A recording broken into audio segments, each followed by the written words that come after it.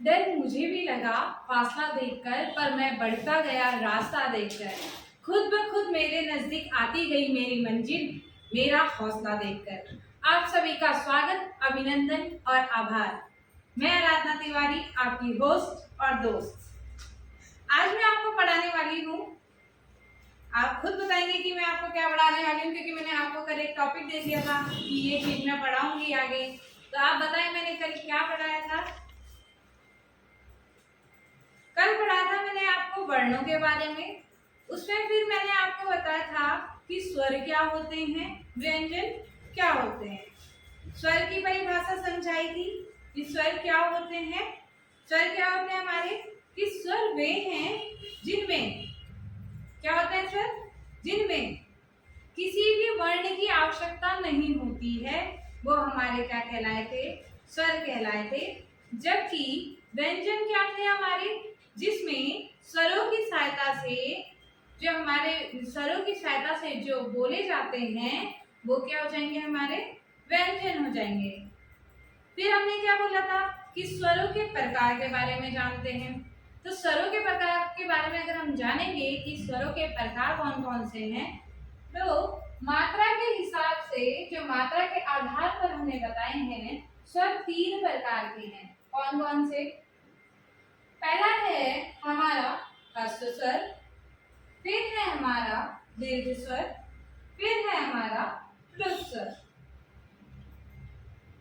पहला होता है क्या, ह्रस्व स्वर, दूसरा दीर्घ स्वर, तीसरा प्लुत स्वर।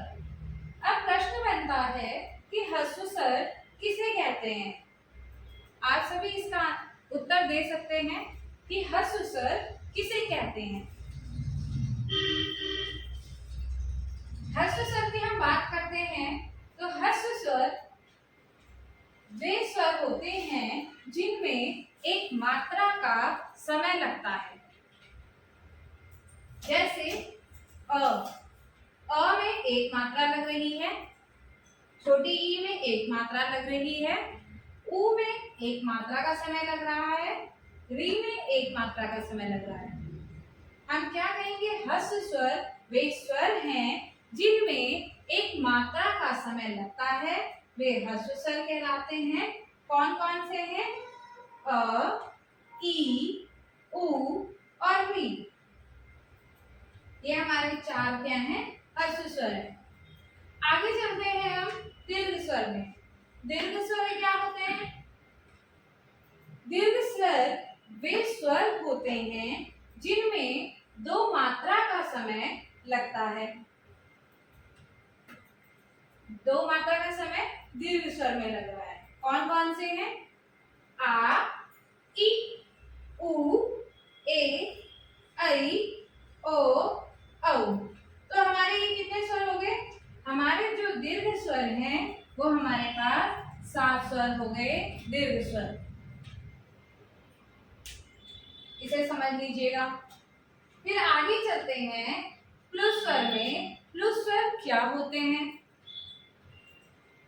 प्लुत स्वर वे स्वर होते हैं जिसमें बहुमात्रिक स्वर कहलाएंगे ये, क्योंकि इनमें बहुत सी मात्राएं होती हैं।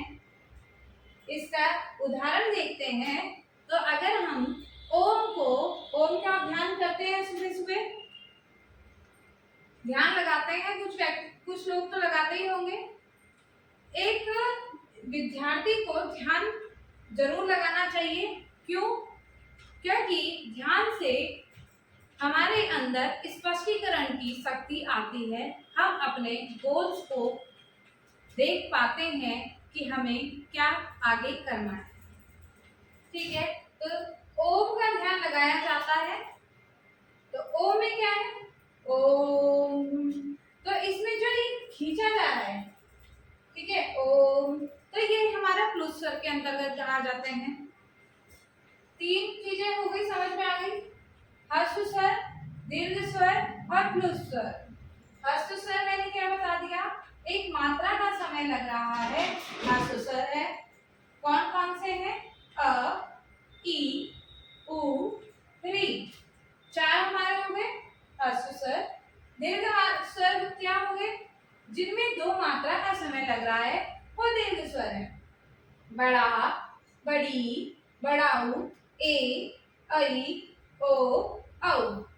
प्लुस स्वर कौन कौन से हो गए? प्लुस स्वर क्या है? जिसमें बहुत सारी मात्राओं का प्रयोग किया जा रहा है, या आप कह सकते हैं कि जिसमें दीर्घ स्वर से अधिक मात्रा का समय लगे वो हमारा प्लुस स्वर होगा। जैसे उदाहरण के लिए ओम। ठीक है, अब आप इन सबको स्क्रीनशॉट ले सकते हैं। उसके बाद मैं आपको आगे टॉपिक पढ़ाती हूँ। अब हम जानेंगे कि स्वरों के प्रकार ओठों के आधार पर कौन कौन से होते हैं। स्वरों के प्रकार देखेंगे ओठों के आधार पर तो दो होते हैं, एक हमारा है अवृतमुखी, एक हमारा है वृत्तमुखी। अवृतमुखी की बात करते हैं कि अवृतमुखी क्या है।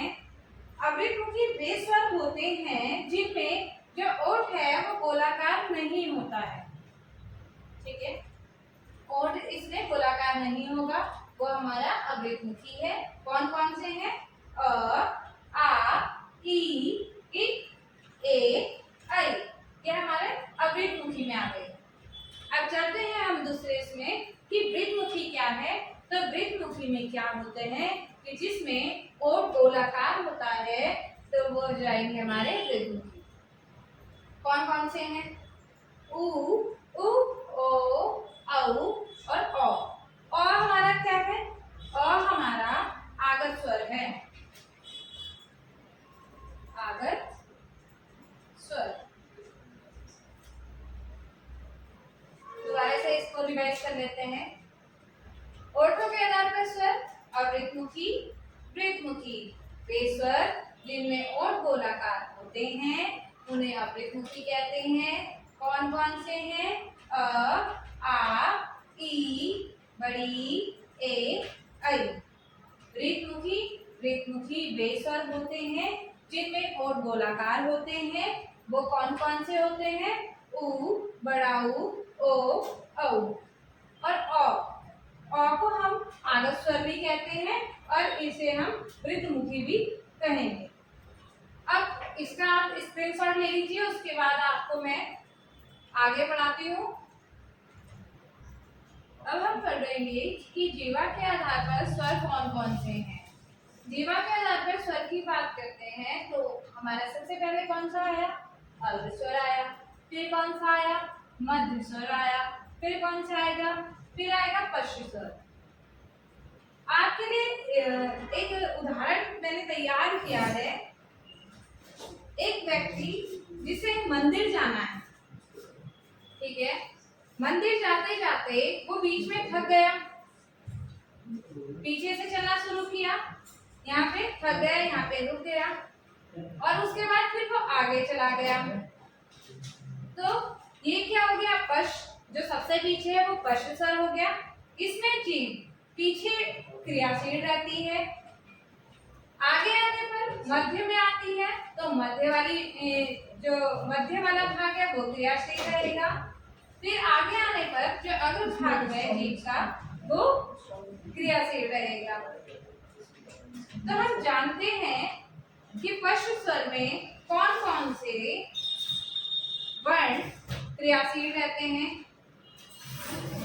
इसमें क्रियाशील रहने वाले वर्ण हैं आ, उ, ओ, औ।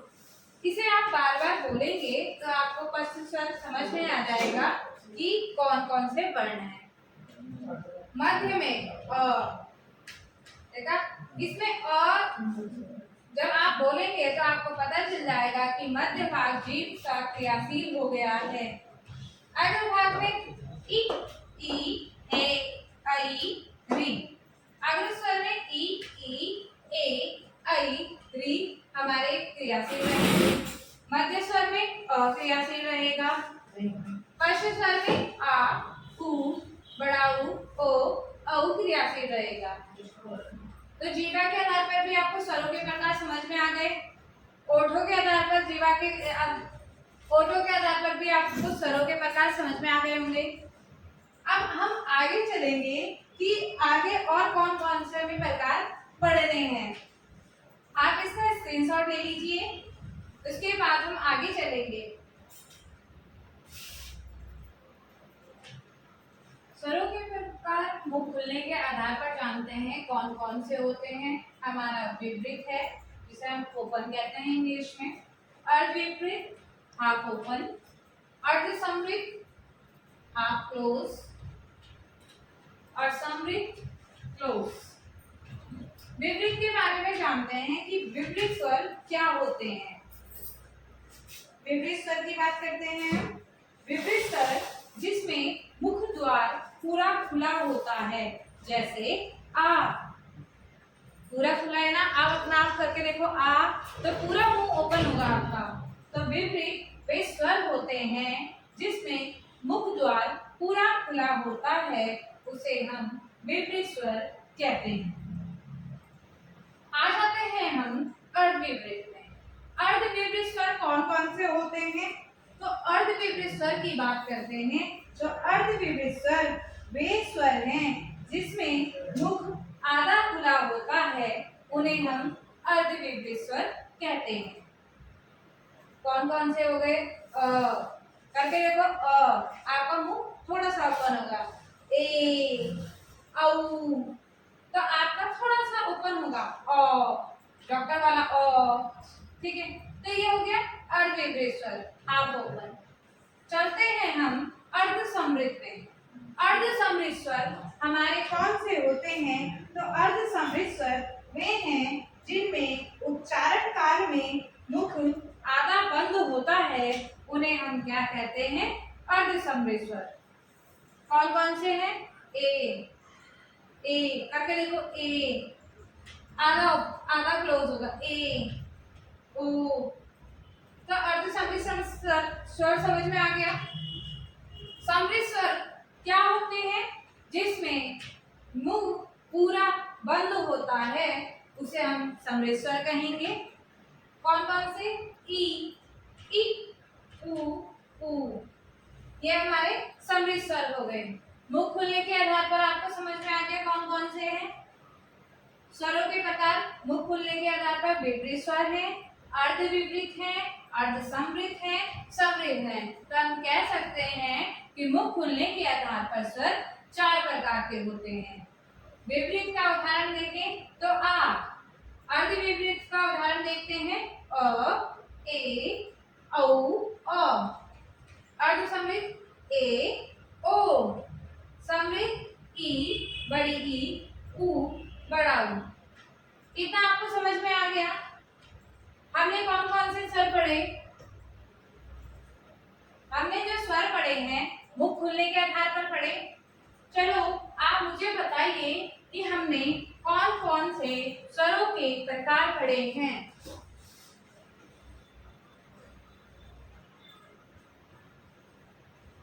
अब हम यहाँ पर स्वरों के प्रकार हम पढ़ चुके हैं। अब हम आपसे जानते हैं कि हमने कौन कौन से पढ़े। आप मुझे कमेंट में इसका आंसर दे सकते हैं। पहला कौन सा पढ़ा है? दूसरा कौन सा पढ़ा है? तीसरा कौन सा पढ़ा है? इसमें आप बोल सकते हैं मात्रा के आधार पर जो हमने कौन कौन से पढ़े थे। हर्ष स्वर, दीर्घ स्वर, प्लुत स्वर। मात्रा के आधार पर हो गया, ओठ के आधार पर हो गया, ओठ के आधार पर।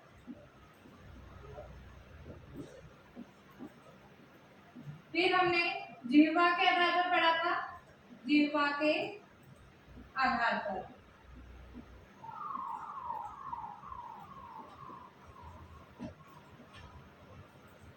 ओठ हमने कुछ पढ़ा था मुख खुलने के आधार पर। मुख खुलने के आधार पर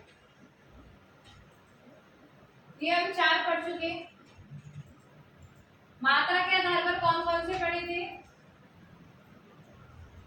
मात्रा के आधार पर याद होगा ह्रस्व स्वर, दीर्घ स्वर, प्लुत स्वर।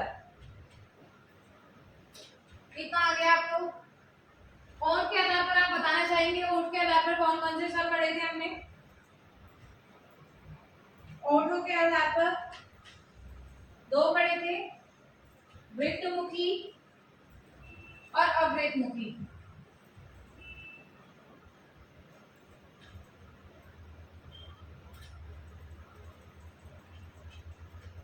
जीवा के आधार पर कौन कौन से पढ़े थे? जीवा के आधार पर हमने पढ़े थे अग्र, मध्य, पश्च।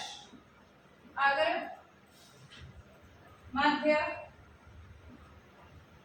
पश्च। मुख खुलने के आधार पर कौन कौन से पढ़े हैं?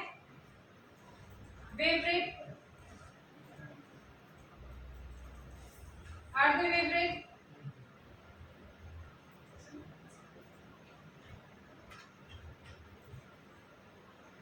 समृद्ध, अर्धसमृद्ध। अर्धसमृद्ध इतना पढ़ा था हमने। इसके आगे कुछ पढ़ा था हमने? अभी नहीं पढ़ा है शायद। एक और चीज बता देती हूँ, ये 4 चीजें तो आपने पढ़ ली हैं। जाति के आधार पर स्वर की बात करते हैं हम। जाति के आधार पर स्वर, इसे मिठा रही हूँ मैं क्योंकि ये मैं आपको पढ़ा चुकी हूँ। याद रखना, रिवीजन बहुत जरूरी है। अगर आप रिवीजन नहीं करते हैं तो आपका पढ़ने का कोई फायदा नहीं है। रिवीजन करें, बार बार रिवीजन करें, आपको चीजें तभी याद होंगी। जाति के आधार पर स्वर। मैं अपना टॉपिक जल्दी कंप्लीट करने वाली हूँ। जाति के आधार पर स्वर पढ़ लेते हैं पहले। एक हमारे पास है सजातीय स्वर। सजातीय स्वर,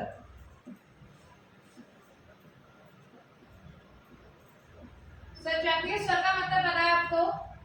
जिसमें समान जाति वाले स्वरों को कहते हैं हम समान जातीय स्वर। जैसे उदाहरण है, देखा अ और आ सेम है। अगर देखा जाए समान जाति कैसे? अ तो ये है, आ किससे मिलके बन रहा है? अ और अ को मिलाएंगे तो बड़ा आ बन जाता है। ये हमारा सजातीय स्वर है। ऐसे ई, बड़ी ई की बात कर लेते हैं तो ये भी हमारा क्या बना? सजातीय स्वर। ऊ, बड़ा ऊ की बात कर लेते हैं तो क्या बना? सजातीय स्वर। आया था समझ में? आगे चलते हैं। सजातीय स्वर के बाद विजातीय स्वर की बात कर लेते हैं कि विजातीय स्वर क्या होते हैं। विजातीय स्वर, विजातीय स्वर वे स्वर हैं जिनमें समान जाति नहीं होती है। समान जाति नहीं होती।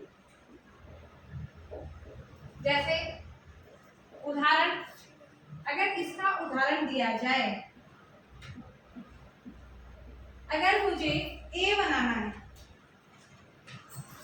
ए, तो मैं क्या करूंगी? अ प्लस या धन ए, तो मेरा बड़ा ए बनेगा। ये है विजातीय स्वर, क्योंकि इसमें अलग अलग स्वरों का प्रयोग हो रहा है, इससे मैं क्या कहूंगी कि ये विजातीय स्वर है। सजातीय समझ में आ गई? समान जाति होगी वे सजातीय स्वर, जिसमें असमान जाति होगी तो वे विजातीय स्वर। कौन कौन से हो गए? ए, अ प्लस ए, जिसमें आपको अलग अलग वर्ण देखने को मिल